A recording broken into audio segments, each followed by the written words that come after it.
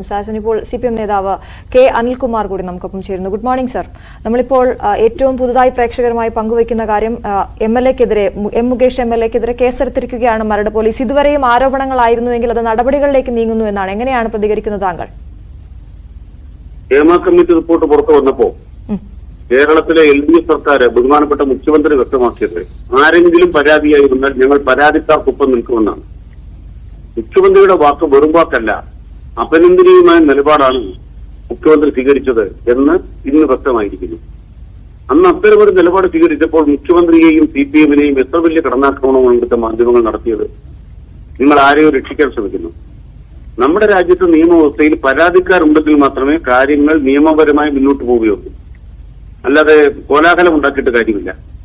ഇപ്പോൾ വന്ന പരാതിക്കാർ മാത്രമാണ് ഈ മേഖലയിൽ ഉള്ളത് എന്ന് ആരെങ്കിലും വിശ്വസിക്കുന്നുണ്ടോ?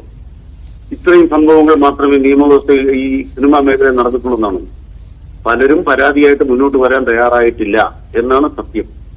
പരാതിയായി മുന്നോട്ട് വരാൻ തയ്യാറായവർക്ക് സർക്കാരിനുള്ള വിശ്വാസമാണ്, മുഖ്യമന്ത്രിയുള്ള വിശ്വാസമാണ്. മുമ്പൊരു യുവനടി ആക്രമിക്കപ്പെട്ടപ്പോൾ സർക്കാർ അവർക്കൊപ്പം നിന്ന് പ്രമുഖനായ സിനിമാ നടൻ ഉൾപ്പെടെയുള്ളവരെ ജയിലിലടച്ച ചരിത്രത്തിന്റെ കരുത്തിലാണ് അവർ പരാതിയായിട്ട് വന്നിരിക്കുന്നത്. അവർക്കൊപ്പമാണ് കേരളം, അവർക്കൊപ്പമാണ് സർക്കാരും CPM നിലപാട് സ്വീകരിക്കുന്നത്.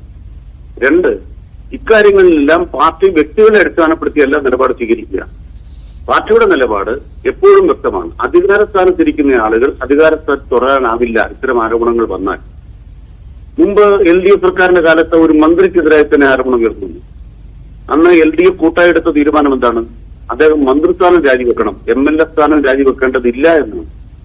അദ്ദേഹം മന്ത്രിസ്ഥാനം രാജിവെച്ചു. രാജിവെച്ച ശേഷം അദ്ദേഹം ആ കേസിന്റെ കാര്യങ്ങൾ കൈകാര്യം ചെയ്തതിനു ശേഷം ആ കേസ് പൂർത്തിയായി കുറ്റവിമുക്തനായപ്പോൾ അദ്ദേഹത്തിന് തിരിച്ചു മന്ത്രിസ്ഥാനത്തേക്ക് വരാനായി. MLA സ്ഥാനം രാജിവെച്ചില്ല. അന്ന് അത് രാജിവെപ്പിച്ചതിന്റെ ചുരുക്ക് നിൽക്കാൻ അദ്ദേഹത്തെ UDF-ലേക്ക് ആനയിച്ചുകൊണ്ടുപോയ ആളുകൾ നമ്മുടെ നാട്ടിലുണ്ട്.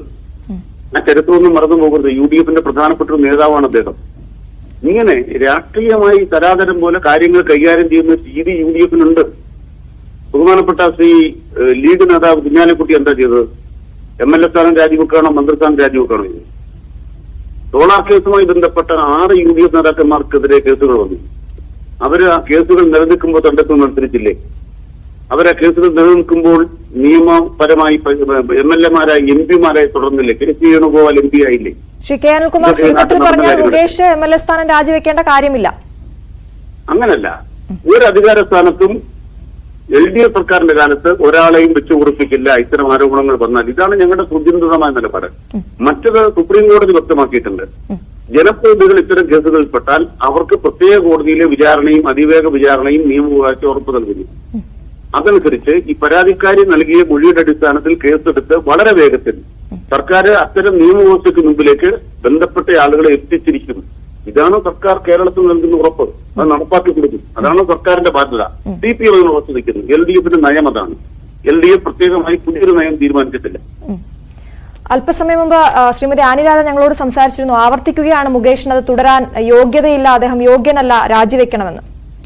അത് LDF എടുത്തൊരു നിലപാടിനെ കുറിച്ച് ഞാൻ പറഞ്ഞല്ലോ. അത്തരം ഒരു ആവശ്യം അന്നും ഉയർന്നിരുന്നില്ല. അപ്പൊ അന്നൊരു നിലപാട് സ്വീകരിച്ചിട്ടുണ്ട്. VS അച്യുതാനന്ദൻ സർക്കാരിന്റെ കാര്യത്തിൽ നിലപാട് സ്വീകരിച്ചിട്ടുണ്ട്.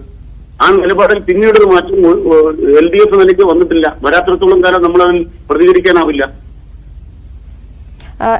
ഒറ്റ ചോദ്യം ഡയറക്റ്റായി ഞാൻ ചോദിക്കുന്നു. ഇത്തരത്തിൽ ഇരകൾക്കൊപ്പമാണ് സർക്കാർ എന്ന് ഞങ്ങൾക്ക് ബോധ്യമുണ്ട് എന്നിരിക്കട്ടെ.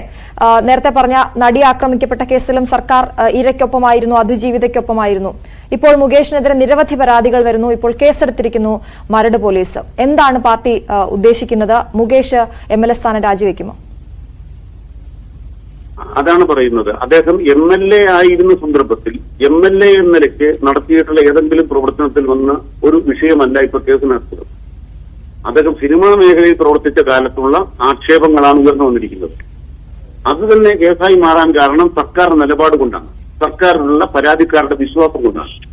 അത് നിയമവ്യവസ്ഥയുടെ മുമ്പിലേക്ക് എത്തിച്ചിരിക്കുന്നു. നിയമവ്യവസ്ഥയാണ് അക്കാര്യങ്ങൾ തീരുമാനിക്കേണ്ടത്. ആ തീരുമാനത്തിനൊപ്പം എന്താണോ പരാതിക്കാർക്ക് വേണ്ടത് അവർക്കൊപ്പം നിന്നുകൊണ്ട് അക്കാര്യങ്ങൾ കൈകാര്യം ചെയ്യാൻ അവരെ ശക്തിപ്പെടുത്തും. അതാണ് ഞങ്ങളുടെ നിലപാട്. സർ, ഒരു കാര്യം കൂടി, താങ്കൾ ഈ പറയുന്നത് വെള്ളപൂശൽ എന്ന് തോന്നുന്നവരോടുള്ള മറുപടി എന്താണ് താങ്കളുടേത്? പ്രത്യേകിച്ച് ഇത്രയും വലിയ ലൈംഗിക ആരോപണം നേരിടുന്ന ഒരാൾക്ക് വേണ്ടി താങ്കൾ രാവിലെ തന്നെ വാദിക്കുന്നതായി തോന്നുന്നത് കൊണ്ട് പറഞ്ഞതാണ്. അല്ലെ രാവിലെ എന്നെയാണ് വിളിച്ചത്. ഞാൻ ആരെയും അങ്ങോട്ട് വിളിച്ചില്ല. തീർച്ചയായും എന്നെ വിളിച്ചപ്പോൾ ഞാൻ പ്രതികരിച്ചിട്ടുണ്ട്. ഞങ്ങൾ ആരും ഒളിച്ചു പോകുന്നവരല്ല. വീട്ടിലിരുന്ന് എന്നെ വിളിച്ച് ചോദിച്ചിട്ട് ഞാൻ രാവിലെ ഇറങ്ങി തിരിച്ചു എന്നോട് പറയരുത്. അത് മര്യാദ കേടാ. അല്ല ഇല്ല സാർ, അങ്ങനെയല്ല ഞാൻ ഇങ്ങോട്ട് എന്നെ വിളിച്ചിട്ട് നിങ്ങൾ എന്നെ ഇങ്ങോട്ട് വീട്ടിലേക്ക് വിളിച്ചപ്പോൾ ഞാൻ CPM പ്രവർത്തകർ ഒളിച്ചു പോകാൻ പോകണം. നിങ്ങൾ ആരെങ്കിലും ഞങ്ങൾക്കെതിരെ വ്യാജ വാർത്ത എഴുതി വെച്ചിട്ട് ഞങ്ങളൊരു പാതാളത്തിലും പോകില്ല. സാർ, ഇതിൽ ഏതാണ് വ്യാജ വാർത്ത? മുകേഷിനെതിരെ അതല്ല, അതൊന്നുമില്ല. ഞാനെന്തോ ന്യായീകരിക്കാൻ ഇറങ്ങിത്തിരിച്ചു എന്ന് പറഞ്ഞു. നിങ്ങൾ എന്നെ വിളിച്ചിട്ട് ചോദിക്കും ചോദ്യം മര്യാദയുള്ളതാണ്. താങ്കൾ, ഞാൻ ഡയറക്റ്റ് ആയാണ് ചോദിച്ചത്. മുകേഷ് ഞാൻ പറയുന്നത് വീട്ടിൽ നിന്ന് എന്നെ വിളിച്ചിട്ട് നിങ്ങൾ പ്രതികരിക്കുന്നു. ശരി, ഞാൻ ക്ഷമ ചോദിക്കുന്നു. അങ്ങനെ ഒരു വാക്ക് എന്റെ ഭാഗത്തുനിന്നുണ്ടായെങ്കിൽ ഞാൻ ക്ഷമ ചോദിക്കുന്നു. താങ്കൾ പറയൂ, ഇത് എല്ലാവരും ചോദിക്കുന്ന ഒരു ചോദ്യമാണ്. ഇനിയും മുകേഷ് ആ സ്ഥാനത്ത് തുടരുമോ എന്നുള്ളത്. താങ്കൾ ഒരു മുതിർന്ന നേതാവാണല്ലോ, താങ്കളോട് ചോദിക്കുന്നു, എന്താണ് അതിൽ താങ്കൾക്കുള്ള മറുപടി? ഡയറക്റ്റായി ചോദിച്ചതാണ്. ഡയറക്റ്റായ ഒരു ഉത്തരവും ഞാൻ പ്രതീക്ഷിക്കുന്നു. ഡയറക്റ്റായിട്ട് തന്നെയാണ് ഉത്തരം പറഞ്ഞിട്ടുള്ളത്. ഡയറക്റ്റായിട്ട് തന്നെ ഉത്തരം പറഞ്ഞിട്ടുള്ളത്. പാർലമെന്ററി വേദികളിലെ പദവികൾ എന്ന് പറയുന്നത് അധികാരസ്ഥാനത്തിന്റെ ഭാഗമല്ല.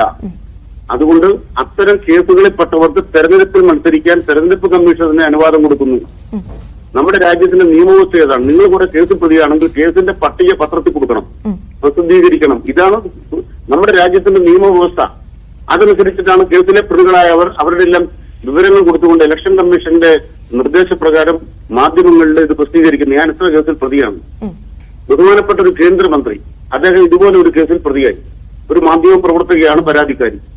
സ്ത്രീകളുടെ അന്തസ്സിനെ ഹനിക്കുന്നതാണ് വിഷയം. ആ കേസ് നിലനിൽക്കുമ്പോൾ അദ്ദേഹം നോമിനേഷൻ കൊടുത്തു. അദ്ദേഹം MP ആയി, അദ്ദേഹം കേന്ദ്രമന്ത്രിയായി. അധികാരസ്ഥാനത്ത് തുടരാൻ പാടുണ്ടോ? ആ കേസ് നിലനിൽക്കുന്നിടത്തോളം കാലം അദ്ദേഹം അധികാരസ്ഥാനത്ത് തുടരാൻ പാടുണ്ടോ? ആ ചോദ്യം നിങ്ങൾ ചോദിച്ചോ? നാളെ ഇവര് ചോദിച്ചില്ലല്ലോ. അത് ചോദിച്ചിട്ട് വരും, അപ്പോൾ നമുക്ക് സംസാരിക്കാം.